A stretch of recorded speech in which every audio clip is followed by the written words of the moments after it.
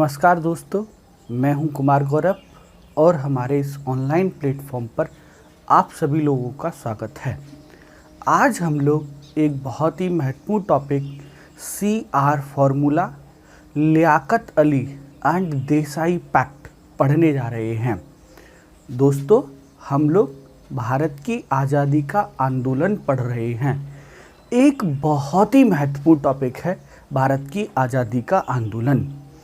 पहली चीज़ मैं आपको बताऊं, भारत की आज़ादी के आंदोलन से पहली चीज़ मैं आपको बताऊं, हमें हर चीज़ इसलिए पढ़नी चाहिए, इसलिए समझनी चाहिए ताकि हमारे ज्ञान में वृद्धि हो, हमें नॉलेज मिले, पहली चीज़। दूसरी चीज़, भारत की आज़ादी का आंदोलन इसलिए भी हमें पढ़ना चाहिए, ये एक सच्ची श्रद्धांजलि हो सकती है उन लोगों के लिए जिन्होंने हमारे देश की आज़ादी की खातिर अपनी जान दे दी। इंसान, जान छोड़िए, इंसान जो है आज के समय में आप देख रहे हैं किस तरह का माहौल है। कितने सारे बच्चों का मेरे पास मैसेज आता है और नाना प्रकार से बच्चे जो हैं वो परेशान हैं और उन्होंने अपना सब कुछ त्याग दिया, उन्होंने सब कुछ अपना छोड़ दिया। तो हमें आज़ादी के आंदोलन के बारे में इसलिए भी जानना चाहिए क्योंकि वो उनके लिए एक श्रद्धांजलि हो सकती है जिन्होंने हमारे देश की आज़ादी के लिए काम किया। पहली। दूसरी चीज़, तीसरी चीज़, थर्ड वन मैं आपको बता दूं, ये आप कोई भी एग्ज़ाम दे लीजिए, लेखपाल का हो सकता है, BDO का हो सकता है, यूपी पुलिस कांस्टेबल का हो सकता है, यूपी पुलिस सब इंस्पेक्टर का हो सकता है, समीक्षा अधिकारी का हो सकता है, लोअर PCS का हो सकता है, PCS का हो सकता है, IS का हो सकता है, CDS का हो सकता है, NDA का हो सकता है, रेलवे का हो सकता है, SSC का हो सकता है। आप कोई भी एग्ज़ाम दे लीजिए, हर एग्ज़ाम में आपको 100% भारत की आज़ादी के आंदोलन से क्वेश्चन मिलता है, इसलिए आपको ये वाला टॉपिक पता होना चाहिए। चलिए, तो आज हम लोग अपने भारत की आज़ादी के आंदोलन के इस यात्रा में एक नया टॉपिक स्टार्ट करते हैं जिसका नाम है CR फॉर्मूला।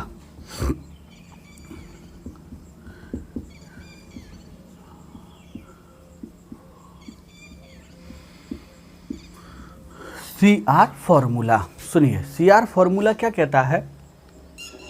सबसे पहली चीज़ CR, मैं आपको बताऊं, CR आप सब लोग जानते हैं, C राजगोपालाचारी।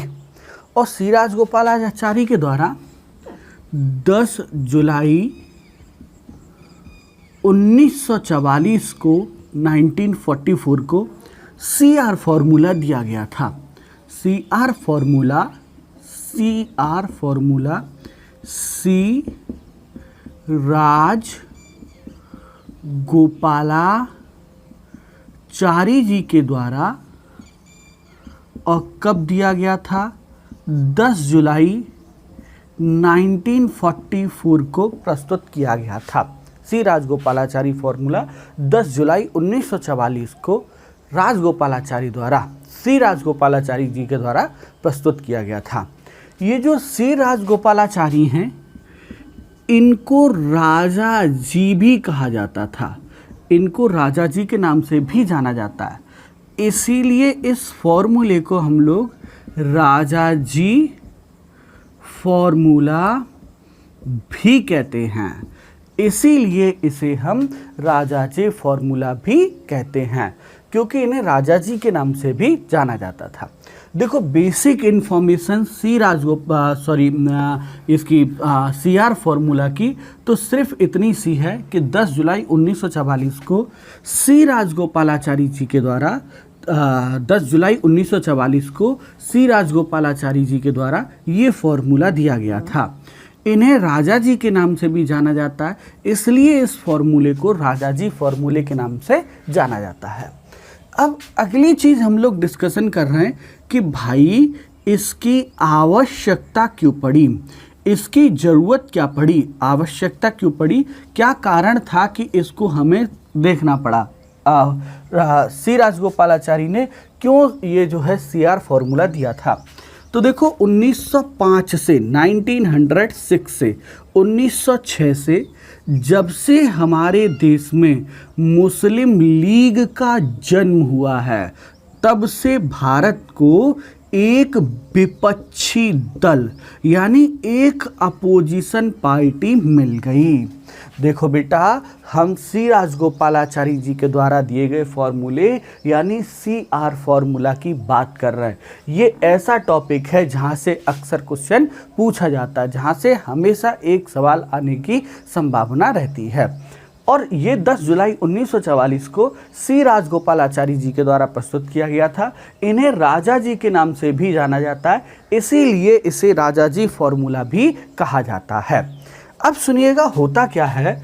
हम लोग देखते हैं कि 1906 में जब मुस्लिम लीग की स्थापना हुई, तभी से बेटा विपक्षी दल का जन्म हमारे देश में हो जाता है। ये मुस्लिम लीग जो है हमेशा अपोजिशन का काम करती आई थी। जैसे इस समय हमारे देश में, मैं सिर्फ आपको ये लाइन इसलिए बोल रहा हूँ ताकि आपको ये बात अच्छे से समझ में आ सके। विपक्षी दल का काम होता है बेटा हमेशा सत्ता पक्ष की नीतियों का विरोध करना या अपोजिशन पार्टी अन्य पार्टियों का विरोध करना। ये विपक्षी दल का काम होता है, बेसिकली सत्ता पक्ष का विरोध करना। जैसे कि आप लोग जानते हैं हमारे देश में जब वर्तमान की केंद्र सरकार ने लॉकडाउन लगाया कोरोना वायरस से बचने के लिए, वर्तमान की केंद्र सरकार ने लॉकडाउन लगाया, तब हमारे देश में मुख्य विपक्षी पार्टी कांग्रेस ने इसका विरोध किया। कांग्रेस ने ये कहा कि ये लॉकडाउन किसी प्लान के साथ नहीं लगाया गया है, ये बिना किसी योजना के लगाया गया लॉकडाउन है। कांग्रेस ने ऐसा कहा। अब जब सरकार ने लॉकडाउन को हटा लिया तो भी कांग्रेस ने जो है विरोध किया और कहा कि भाई ये गलत हुआ है, लॉकडाउन अभी नहीं हटाना चाहिए। मैं क्या समझाने की कोशिश कर रहा हूँ, विपक्षी दल का काम ही होता है कि हमेशा क्या करना, हमेशा नीतियों का विरोध करना। तो 1906 में जब मुस्लिम लीग की स्थापना हुई, तभी से हमारे देश में एक विपक्षी दल जो है वो जन्म लेता है। और हमेशा दो पार्टियां कौन कौन सी, एक है कांग्रेस और दूसरी है आपकी कांग्रेस के बाद मुस्लिम लीग। विभिन्न मुद्दों पर ये दोनों पार्टियां जो हैं वो आपस में लड़ती रहती थीं और बड़े लेवल पर लड़ती रहती थी। चाहे ब्रिटेन सरकार भारत में कभी संवैधानिक सुधारों को लेके आए, चाहे ब्रिटेन सरकार भारत में कभी राजनीतिक सुधारों को लेके आए, चाहे ब्रिटेन सरकार कभी भारत में प्रशासनिक सुधारों को लेकर के आए।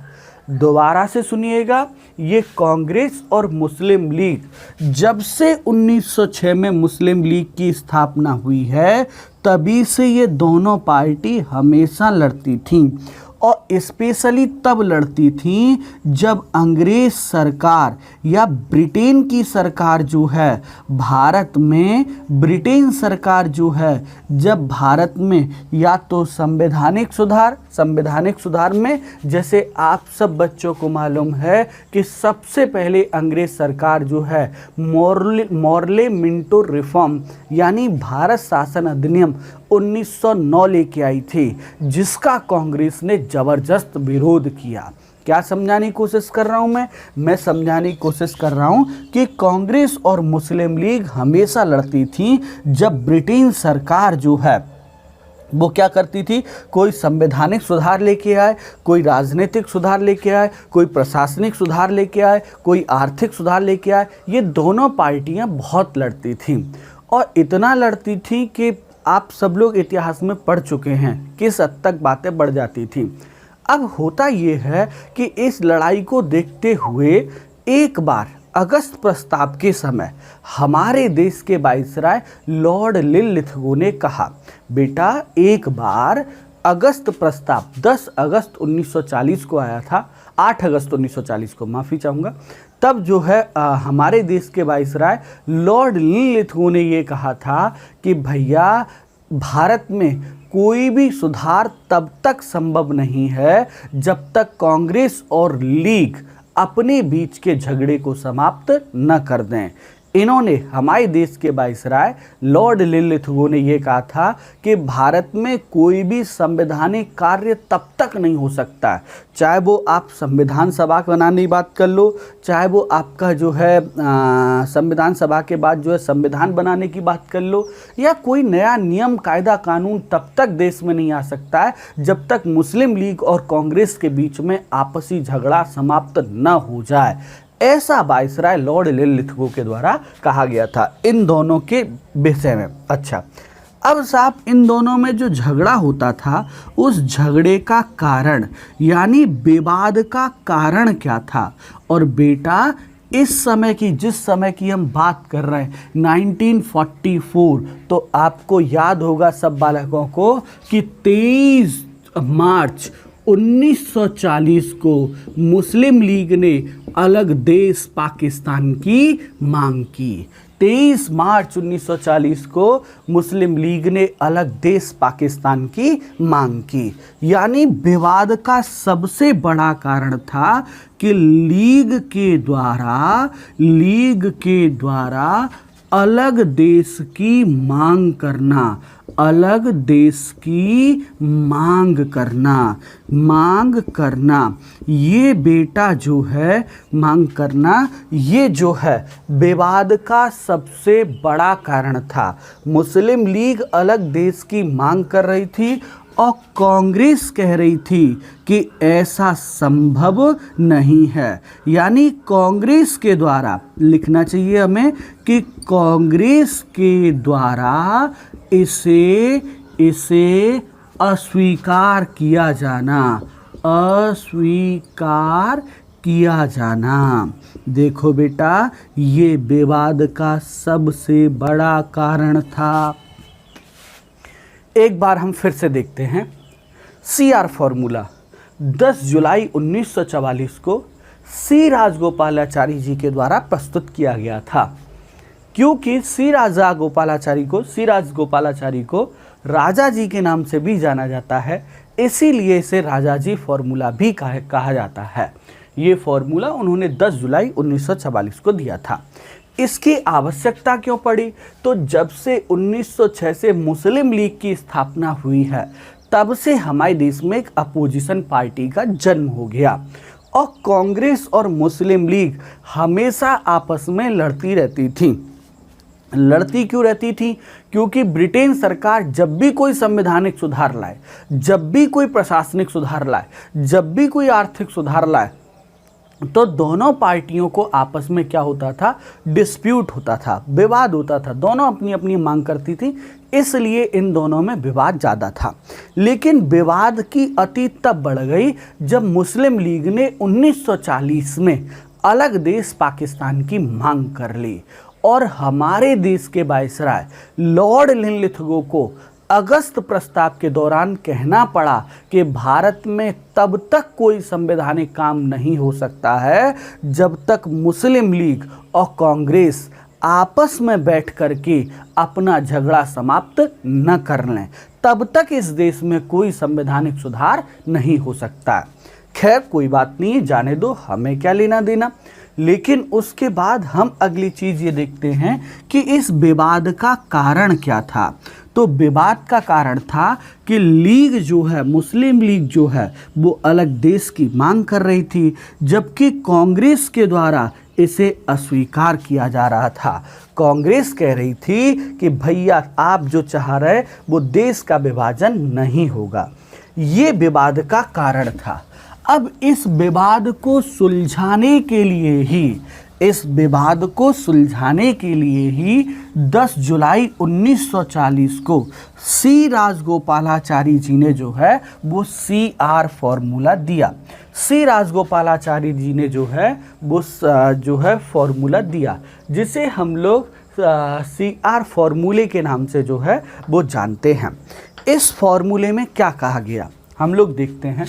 पहला पॉइंट इस फॉर्मूले में ये कहा गया कि भैया सबसे पहले मुस्लिम लीग वो भारत की आज़ादी में अपना समर्थन दे। मुस्लिम लीग देश की आज़ादी में अपना समर्थन दे, अपना समर्थन दे। पहली चीज तो सीआर फॉर्मूले में ये कही गई कि मुस्लिम लीग जो है ना वो क्या करे, अब भारत की आज़ादी में अपना समर्थन दे। आप सब लोगों को याद है कि भारत छोड़ो आंदोलन का किसने, मुस्लिम लीग ने बड़े लेवल पर वो किया था, बहिष्कार किया था। उन्होंने ये कहा था, मुस्लिम लीग ने ये कहा था, मोहम्मद अली जिन्ना ने ये कहा था कि भारत छोड़ो आंदोलन भारत की आज़ादी के लिए नहीं है, बल्कि भारत को एक हिंदू देश बनाने के लिए है। ये जो है भारत छोड़ो आंदोलन जो है वो भारत की आज़ादी के लिए नहीं है, वो भारत को एक हिंदू देश बनाने के लिए है, ऐसा स्टेटमेंट दिया। और हम लोग जहाँ कांग्रेस जहाँ बोल रही थी भारत छोड़ो आंदोलन के दौरान जो है कांग्रेस जो बोल रही थी कि अंग्रेज़ों भारत छोड़ो, भारत छोड़ो, अंग्रेज़ों भारत छोड़ो। मुस्लिम लीग कह रही थी कि विभाजन करो और भारत छोड़ो। यानी सबसे पहले मुस्लिम लीग जो आज़ादी के आंदोलन का विरोध कर रही थी वो आज़ादी के आंदोलन में अपना समर्थन दे। कहा गुड, ठीक है, कोई बात नहीं। दूसरा पॉइंट जान लीजिए आप, दूसरा पॉइंट क्या कहा, दूसरा पॉइंट क्या कहा इन्होंने, दूसरा पॉइंट ये कहा कि भाई ऐसा है इस सीआर फॉर्मूले में कि मुस्लिम लीग भारत की आज़ादी में अपना समर्थन दे। दूसरा पॉइंट क्या था, दूसरा पॉइंट ये था कि जब हम आज़ाद हो जाएंगे, यानी अंग्रेज़ हमारे देश से जब चले जाएंगे, तब हम लोग एक आयोग बनाएंगे, उच्च स्तरीय आयोग, समझदार लोगों का आयोग बनाएंगे। और आयोग का काम क्या होगा कि भारत के पूर्वी हिस्से मतलब बांग्लादेश, और भारत के पश्चिमी हिस्से में, पश्चिमी हिस्से मतलब पाकिस्तान, ये हो गया बांग्लादेश वाला हिस्सा और ये हो गया पाकिस्तान वाला। आज़ादी के बाद हम एक आयोग का गठन करेंगे और ये आयोग भारत के पूर्वी हिस्से और पश्चिमी हिस्से में मुस्लिम एरियाओं को या मुस्लिम क्षेत्रों की पहचान करेगा, मुस्लिम क्षेत्रों की पहचान करेगा। सुनिएगा कितना शानदार पॉइंट है। इन्होंने ये कहा दूसरा पॉइंट कि आयोग जो है वो भारत में पूर्वी हिस्से यानी वर्तमान का बांग्लादेश और वर्तमान के पाकिस्तान में मुस्लिम क्षेत्रों की पहचान करेगा। अच्छा, मुस्लिम क्षेत्रों की पहचान हो गई, अब क्या होगा आगे? अब ये होगा कि मुस्लिम क्षेत्रों की पहचान होने के बाद यहाँ एक जनमत कराया जाएगा, जनमत संग्रह कराया जाएगा। और जनमत संग्रह में क्या होगा? जनमत संग्रह में ये होगा कि साहब लोग जो है वो अपना वोट देंगे कि वो पाकिस्तान जाना चाहते हैं या वो अपना वोट ये देंगे कि क्या वो अलग देश पाकिस्तान चाहते हैं। ऐसा वाला वोट जनमत संग्रह के अंदर किया जाएगा। और यदि लोग कहते हैं कि यहाँ वो पाकिस्तान चाहते हैं, यदि वे लोग कहते हैं कि हाँ पाकिस्तान चाहते हैं, तो हम लोग अलग पाकिस्तान बना लेंगे, लेकिन रक्षा, विदेश और संचार, रक्षा, विदेश और संचार, डिफेंस, फॉरेन और कम्युनिकेशन, इन तीनों पे जो है एक समझौता हो जाएगा। यानी दोनों देश अलग अलग हो जाएंगे, भारत भी अलग होगा, पाकिस्तान भी होगा, लेकिन डिफेंस, लेकिन विदेश और संचार, ये तीनों पे तीनों जो है दोनों देशों के क्या होंगे? एक ही होंगे, एक ही होंगे। ऐसा वाला प्रस्ताव इन्होंने किया था, सीआर फॉर्मूला। दोबारा सुनिएगा, सीआर फॉर्मूले में क्या था CR फॉर्मूले में था मुस्लिम लीग। सबसे पहले तो मैं आपको बताऊं, CR फॉर्मूला सी राजगोपालाचारी जी के द्वारा दिया गया और इसमें ये कहा गया कि पहली चीज़ तो मुस्लिम लीग भारत की आज़ादी में अपना योगदान दे, देश पहले आज़ाद होना चाहिए फर्स्ट ऑफ ऑल। दूसरी चीज़ जो है, आज़ादी के बाद भारत में एक आयोग का गठन किया जाएगा। आज़ादी के बाद भारत में एक आयोग का गठन किया जाएगा और ये आयोग भारत के पूर्वी हिस्से और पश्चिमी हिस्से, पूर्वी हिस्से का मतलब है आपका वर्तमान बांग्लादेश और पश्चिमी हिस्से का मतलब है वर्तमान में पाकिस्तान, तो इन हिस्सों में मुस्लिम आबादी की पहचान करेगा ये आयोग। अच्छा, दूसरी चीज़, ठीक है, पहचान करेगा और फिर उसके बाद इन क्षेत्रों में एक जनमत संग्रह कराया जाएगा और जनमत संग्रह में लोगों से पूछा जाएगा क्या वो अलग देश पाकिस्तान चाहते हैं। यदि लोग कहते हैं कि हाँ अलग देश पाकिस्तान होना चाहिए तो अलग देश पाकिस्तान एक बना लिया जाएगा, लेकिन रक्षा, संचार और व्यापार, मैं माफ़ी चाहूँगा विदेश कहाँ से आ गया पता नहीं, व्यापार, इन तीनों टॉपिक, इन तीनों विषयों पर एक ही राय होगी। दोनों देश मिलके एक ही कानून या एक ही समझौते के द्वारा कार्य करेंगे, ऐसा वाला। यानी लास्ट वाला पॉइंट जो है, जनमत संग्रह के बाद यदि अलग पाकिस्तान होता है, अलग पाकिस्तान होता है तो रक्षा, व्यापार और संचार, रक्षा, व्यापार और संचार, इन तीनों विषयों पर, इन तीनों सब्जेक्ट पर क्या होगा, अलग अलग कानून होगा, अलग अलग कानून व्यवस्थाएं होंगी, अलग अलग एक ही विषय होगा। तो इस तरह से ये है आपका CR फॉर्मूला। उन्होंने ऐसा फॉर्मूला प्रस्तुत किया था, सी राजगोपालाचारी ने ऐसा फॉर्मूला दिया था। चलिए, मैं आशा करता हूँ CR फॉर्मूला आपको समझ आया होगा। CR फॉर्मूला 10 जुलाई 1944 को सी राजगोपालाचारी जी ने दिया था। इसमें विवाद इस समय मुस्लिम लीग और कांग्रेस के बीच जो है वो क्या करने के लिए था, विवाद को समाप्त करने के लिए था। विवाद का कारण था लीग के द्वारा अलग देश पाकिस्तान की मांग किया जाना, मुस्लिम लीग के द्वारा अलग देश पाकिस्तान की मांग करना, जिसे कांग्रेस के द्वारा क्या कर दिया गया, अस्वीकार कर दिया गया। और अस्वीकार करने के बाद मुस्लिम लीग ने जो है भारत की आज़ादी का बहिष्कार किया और जब भारत की आज़ादी का बहिष्कार किया तो बेटा उसके बाद CR फॉर्मूला सी राजगोपालाचारी ने दिया, जिसके अंतर्गत ये कहा गया कि मुस्लिम लीग पहले आज़ादी में अपना समर्थन दे, दूसरा एक आयोग का गठन किया जाएगा जो मुस्लिम क्षेत्रों की पहचान करेगा, तीसरी चीज़ जो है जनमत संग्रह कराया जाएगा और यदि लोग अलग देश पाकिस्तान चाहते हैं तो बना भी दिया जाएगा, लेकिन रक्षा, व्यापार और संचार, इन पर दोनों लोग आपस में एक समझौता जो है कर लेंगे। अच्छा, इस फॉर्मूले को मोहम्मद अली जिन्ना ने एकदम डिनाई कर दिया। मोहम्मद अली जिन्ना ने कहा भैया ऐसा है, हमें जो है ये फॉर्मूला बिल्कुल भी स्वीकार नहीं है, पूर्ण रूप से हम इसका बहिष्कार करते हैं। क्यों बहिष्कार करते हैं? क्योंकि हमें ना 2 कंडीशन चाहिए। कौन सी 2 कंडीशन चाहिए? आप कह रहे हैं कि पूर्वी और पश्चिमी हिस्सों में जनमत संग्रह कराया जाएगा, तो इस जनमत संग्रह में सिर्फ मुस्लिम ही मतदान करेंगे।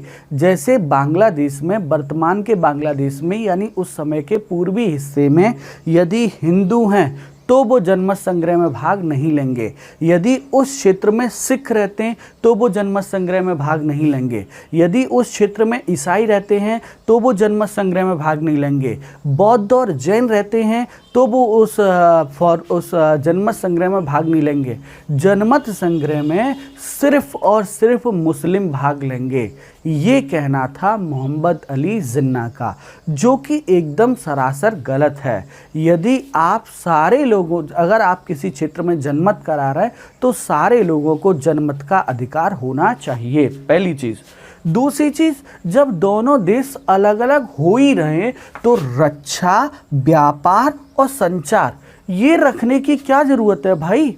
रक्षा, व्यापार और संचार, ये तीनों भी क्या होने चाहिए, दोनों के अलग अलग होने चाहिए। दोनों देशों के मुस्लिम लीग के मोहम्मद अली जिन्ना की आपत्ति क्या क्या थी।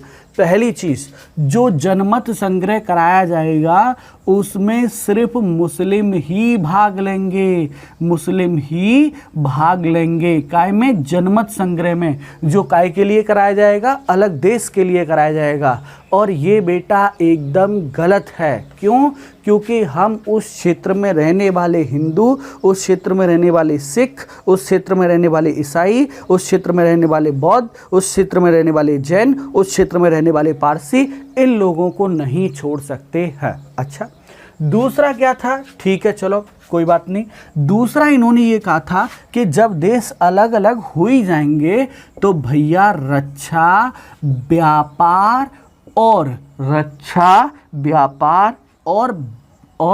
संचार, ये भी दोनों के क्या होंगे, अलग अलग ही होंगे। यहाँ मोहम्मद अली जिन्ना ने CR फॉर्मूले के लिए एक दो स्टेटमेंट दिया। जरा ये दोनों स्टेटमेंट देखते हैं। पहला स्टेटमेंट इन्होंने दिया था कि ये CR फॉर्मूले के द्वारा हमें क्या मिलेगा, लुंज पुंज भूसे जैसा पाकिस्तान, भूसे जैसा पाकिस्तान, लुंज पुंज भूसे जैसा पाकिस्तान, ये मिलेगा, जो हमें बिल्कुल भी नहीं चाहिए, पहली चीज़। और दूसरी चीज़ जो है वो CR फॉर्मूले में क्या किया गया है कि हमेशा ऐसा होता है कि बैलगाड़ी में बैल आगे होता है और गाड़ी पीछे होती है। लेकिन मोहम्मद अली जिन्ना ने ये कहा कि CR फॉर्मूला जो है उसमें गाड़ी पहले है और बैल बाद में है। ऐसी व्यवस्था है CR फॉर्मूला। मैंने नहीं कहा है, मोहम्मद अली जिन्ना ने कहा है। CR फॉर्मूले को मोहम्मद अली जिन्ना ने पूर्ण रूप से बहिष्कार किया। मोहम्मद अली जिन्ना ने ये कहा कि अगर जनमत संग्रह होता है तो इसमें सिर्फ मुस्लिम ही भाग लेंगे और रक्षा, व्यापार, संचार, ये तीनों विषय जो हैं वो अलग अलग ही होंगे यदि अलग देश बनता है तो। और हमें लुंज पुंज भूसे जैसा पाकिस्तान नहीं चाहिए। इसमें ये CR फॉर्मूला ऐसा है जिसमें गाड़ी पहले लगी हुई है और बैल बाद में लगा हुआ है। अच्छा, खैर कोई बात नहीं।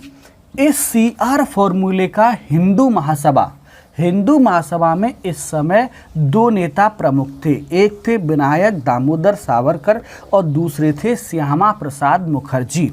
श्यामा प्रसाद मुखर्जी और विनायक दामोदर सावरकर, इन दोनों लोगों ने भी CR फॉर्मूले का ज़बरदस्त विरोध किया। इन्होंने ये कहा कि CR फॉर्मूले के द्वारा मुस्लिम लीग से बात की जा रही है, जबकि हिंदू महासभा चाहती थी कि किसी भी विषय पर मुस्लिम लीग से बात न की जाए, उसे पूर्ण रूप से अनसुना किया जाए। मुस्लिम लीग जो है उसकी इस देश में कोई कीमत नहीं है, क्योंकि वो 1937 से ही मुस्लिम क्षेत्रों में ही चुनाव हारती आ रही है। इसलिए हमें मुस्लिम लीग से कोई बात नहीं करनी चाहिए। हिंदू महासभा ने ये कहते हुए इसका बहिष्कार किया। सिख समुदाय ने भी, बेटा सिख धर्म के लोगों ने भी इस CR फॉर्मूले का ज़बरदस्त विरोध किया। सिख धर्म के लोगों ने CR फॉर्मूले का ज़बरदस्त विरोध क्यों किया?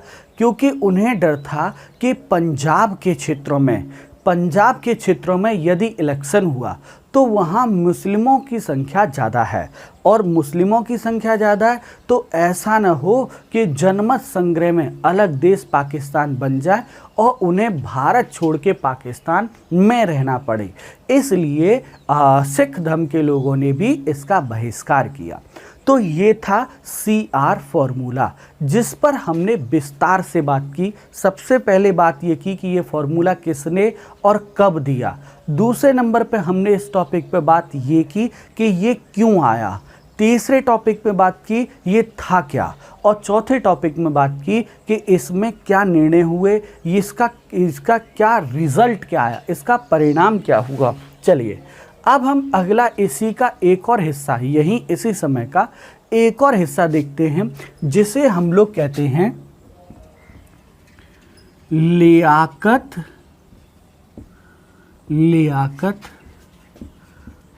अली और देसाई पैक्ट। लियाकत अली और देसाई पैक्ट। अच्छा, लियाकत अली और देसाई पैक्ट। सबसे पहले मैं देसाई जो हैं उनका पूरा नाम था भूलाभाई देसाई। ये जो नेता थे ये भूलाभाई देसाई इनका पूरा नाम था। और ये प्रारंभ में जो है वो काय से जुड़े हुए थे, ये एनी बेसेंट की होम रूल लीग से जुड़े थे। ये प्रारंभ में एनी बेसेंट की होम रूल लीग से जुड़े हुए थे। बाद में इन्होंने गुजरात में जो एक आंदोलन हुआ था बड़ा फेमस था, और जिसमें ये सरदार वल्लभ भाई पटेल को वहाँ बारदोली सत्याग्रह, तो इन्होंने बारदोली सत्याग्रह में भी आगे बढ़ चढ़ के भाग लिया था। बारदोली सत्याग्रह में भी इन्होंने बढ़ चढ़ के भाग लिया था। ये भूलाभाई देसाई जो हैं वो होम रूल लीग आंदोलन से जुड़े, बारदोली सत्याग्रह में काम किया और केंद्रीय विधान परिषद के सदस्य भी थे। और वहाँ केंद्रीय विधान परिषद में जो उपाध्यक्ष थे वो थे लियाकत अली। ये जो भूलाभाई देसाई हैं ये कांग्रेस के नेता थे। भूलाभाई देसाई जो हैं वो कांग्रेस के नेता थे, और लियाकत अली जो हैं वो मुस्लिम लीग के नेता थे। ये जो हैं वो मुस्लिम लीग के नेता थे। ये कांग्रेस के नेता थे, ये मुस्लिम लीग के नेता थे। इस तरह का इन दोनों में था। अब इन लोगों ने ऐसा कहा जाता है, और मैं आपको आगे भी बताऊंगा कि इन भूलाभाई देसाई को जो है गांधी जी ने ये कहा कि लियाकत अली के साथ बैठ कर के एकदम गुपचुप, एकदम मतलब कहना चाहिए जिसको कि गोपनीय तरीके से एक एग्रीमेंट करो, और इस एग्रीमेंट में ये कहो कि आप अलग देश पाकिस्तान की मांग न करो, अलग देश पाकिस्तान की मांग न करो। हम आपको क्या करेंगे, केंद्रीय विधान परिषद में और मंत्रिमंडल में क्या करेंगे, आधा आधा कर लेंगे। आधी सीट आपकी और आधे स्थान या आधी सीट हमारी। ऐसा एग्रीमेंट मुस्लिम लीग के साथ करो। ये भूलाभाई देसाई ने गांधी जी के कहने पर, कहा जाता है कि गांधी जी के कहने पर इन्होंने ये गोपनीय तरीके से किया था। लेकिन बाद में ऐसा कहा जाता है कि जो है वो इन्होंने अपनी मर्जी से कर लिया था भूलाभाई देसाई ने।